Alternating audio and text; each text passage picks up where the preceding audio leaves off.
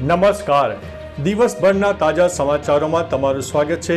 તમારી સાથે હું છું પિનલગીરી ગોસ્વામી। સમાચારો વિસ્તારથી જાણીએ એ પહેલા મહત્વના સમાચારો ઉપર એક નજર। નમસ્કાર મિત્રો, આજની વિડીયોમાં વાત થશે કેજરીવાલને આંબેડકરથી નફરત છે તેવું ભાજપે જણાવ્યું છે। ત્યારે આગળ વાત થશે ભારતીય કપલને અમેરિકામાં એન્ટ્રી ન મળી। આગળ વાત થશે સ્પાની આડમાં દેહ વ્યાપારનો પર્દાફાશ। ત્યારે વાત થશે ચેમ્પિયન ટ્રોફી 2025ની ટિકિટ આ તારીખથી મળવાની શરૂ થશે। આગળ વાત થશે જામનગરમાં દારૂની મોટી હેરાફેરી ઝડપાઈ ગઈ છે।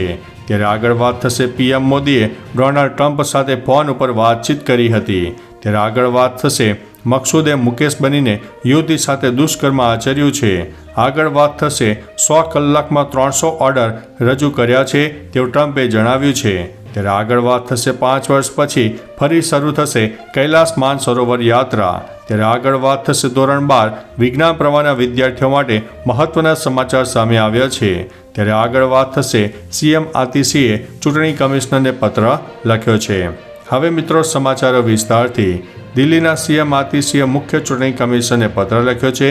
તેમણે આરોપ લગાવ્યો છે કે ભાજપના ઉમેદવારો તેમની કહેવાતી યોજના માટે મહિલાઓની નોંધણી કરી રહ્યા છે, જેમાં તે મહિલાઓને રોકડ રકમનું વિતરણ કરશે અને તેમને ઘર અને જમીનના અધિકારીનું વચન આપશે। તેમની પ્રવૃત્તિઓ એમસીસી માર્ગદર્શિકાનું સ્પષ્ટ ઉલ્લંઘન કરે છે। હું ચૂંટણી પંચને તાત્કાલિક પગલાં લેવા માટે વિનંતી કરું છું। મિત્રો, અન્ય મહત્વના સમાચારની વાત કરીએ તો ધોરણ 12 વિજ્ઞાન પ્રવાહના વિદ્યાર્થીઓ માટે મહત્વના સમાચાર સામે આવ્યા છે। પ્રાયોગિક પરીક્ષા માટે હોલ ટિકિટ ઓનલાઈન મૂકવામાં આવી છે।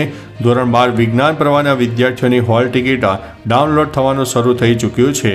એટલે કે 27 જાન્યુઆરીથી બોર્ડની વેબસાઇટ પરથી પ્રાયોગિક પરીક્ષાની હોલ ટિકિટ ડાઉનલોડ કરી શકાશે। 6 ફેબ્રુઆરીથી ધોરણ 12 વિજ્ઞાન પ્રવાહની પરીક્ષાઓની પણ શરૂઆત થઈ રહી છે।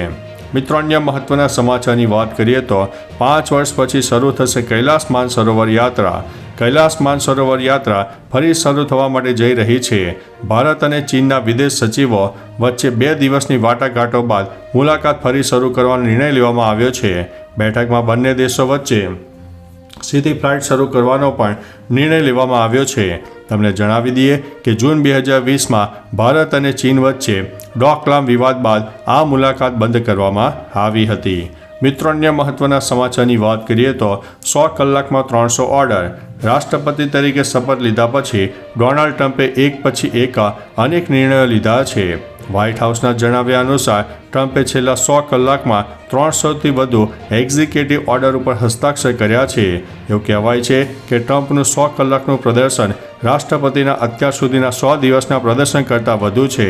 આ 100 કલાકમાં અમેરિકામાં $1.1 ટ્રિલિયન વધુનું રોકાણ થયું છે। મિત્રો, અન્ય મહત્વના સમાચારની વાત કરીએ તો મકસૂદે મુકેશ બનીને યુવતી સાથે દુષ્કર્મ આચર્યું। રાજ્યમાં વધુ એક લવ જેહાદનો કિસ્સો સામે આવ્યો છે। આણંદમાં મકસૂદે મુકેશ બનીને યુવતી સાથે દુષ્કર્મ આચર્યું હોય તેવી ઘટના પ્રકાશમાં આવી છે। લગ્નની લાલચ આપીને પરણી શકશે। 5 વર્ષ ગેસ્ટ હાઉસમાં દુષ્કર્મ આચર્યું હતું। આરોપીએ વિડીયો વાયરલ કરવાની ધમકી આપી હતી। આ જાણ્યા બાદ યુવતીએ આણંદ શહેર પોલીસ મથકમાં ફરિયાદ નોંધાવી છે। પોલીસે ગુનો નોંધીને આરોપીની ધરપકડ કરી છે। મિત્રો, અન્ય મહત્વના સમાચારની વાત કરીએ તો પીએમ મોદીએ ડોનાલ્ડ ટ્રમ્પ સાથે ફોન ઉપર વાતચીત કરી। પ્રધાનમંત્રી નરેન્દ્રભાઈ મોદીએ સોમવારે અમેરિકાના રાષ્ટ્રપતિ ડોનાલ્ડ ટ્રમ્પ સાથે ફોન ઉપર વાતચીત કરી। ટ્રમ્પ રાષ્ટ્રપતિ બન્યા પછી બંને નેતાઓએ પહેલીવાર ફોન ઉપર વાતચીત કરી। આ ફોન કોલમાં બંને નેતાઓ વચ્ચે ભારત અને અમેરિકા સંબંધો અંગે ચર્ચા થઈ હતી।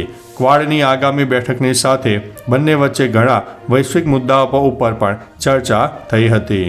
મિત્રો, અન્ય મહત્વના સમાચારની વાત કરીએ તો જામનગરમાં દારૂની હેરાફેરી ઝડપાઈ છે। જામનગરના શહેરના ગોકુલનગર રડાર રોડ વિસ્તારમાંથી દારૂની હેરાફેરીનો પર્દાફાશ થયો છે। પોલીસે એક નારિયેળ પાણીની દુકાનમાંથી ગેરકાયદેસર વિદેશી દારૂનો જથ્થો ઝડપી પાડ્યો હતો। સામે આવેલી માહિતી અનુસાર દુકાનમાંથી 44,500 રૂપિયાનો વિદેશી દારૂ ઝડપાયો છે। પોલીસે આ 3 આરોપીઓને ફરાર જાહેર કર્યા છે અને તેમની શોધખોળ કરી છે। પોલીસે પ્રોહિબિશન એક્ટ હેઠળ ગુનો નોંધીને વધુ તપાસ હાથ ધરી છે। મિત્રો, અન્ય મહત્વના સમાચારની વાત કરીએ તો ચેમ્પિયન ટ્રોફી 2025ની ટિકિટ આ તારીખથી મળશે। ચેમ્પિયન ટ્રોફી 2025ની મેચો પાકિસ્તાનમાં યોજાવાની છે। આ બધા માટે ટિકિટ 28 જાન્યુઆરીથી પાકિસ્તાનના સમય મુજબ બપોરે 2 વાગ્યાથી ઉપલબ્ધ થશે। ક્રિકેટ ચાહકો બીજા સેમીફાઇનલ સહિત 10 મેચની ટિકિટ બુક ખરીદવા માટે નોંધણી કરાવી શકશે। પાકિસ્તાનમાં યોજાનારી મેચોની જનરલ ટિકિટ 1000 પાકિસ્તાની રૂપિયામાં શરૂ થશે। પ્રીમિયમ સિટિંગ ટિકિટ 1500 પાકિસ્તાની રૂપિયાથી શરૂ થશે। મિત્રો, અન્ય મહત્વના સમાચારની વાત કરીએ તો સ્પાની આડમાં દેહ વ્યાપારનો પર્દાફાશ।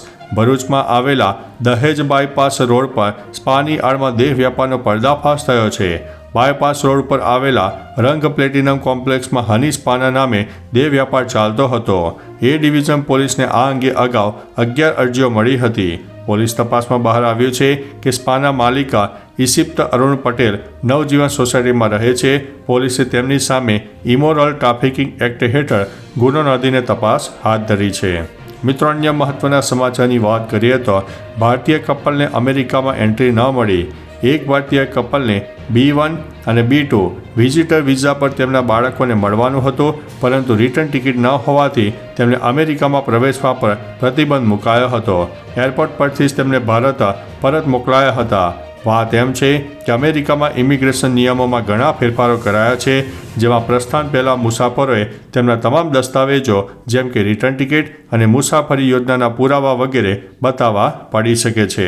મિત્રો, અન્ય મહત્વના સમાચારની વાત કરીએ તો કેજરીવાલને આંબેડકરથી નફરત છે તેવું ભાજપે જણાવ્યું છે। ભાજપે આરોપ લગાવ્યો છે કે અરવિંદ કેજરીવાલ બાબા સાહેબ આંબેડકરને નફરત કરે છે। રવિવારે અમૃતસરમાં બાબા સાહેબ આંબેડકરની પ્રતિમા પર હુમલો થયો। ભાજપના પ્રવક્તા સંબિત પાત્રાએ કહ્યું કે અમૃતસરમાં પોલીસ સ્ટેશનની સામે આંબેડકરની પ્રતિમા પર હુમલો કરવામાં આવ્યો। કેજરીવાલની આખી ટીમ ચૂપ છે।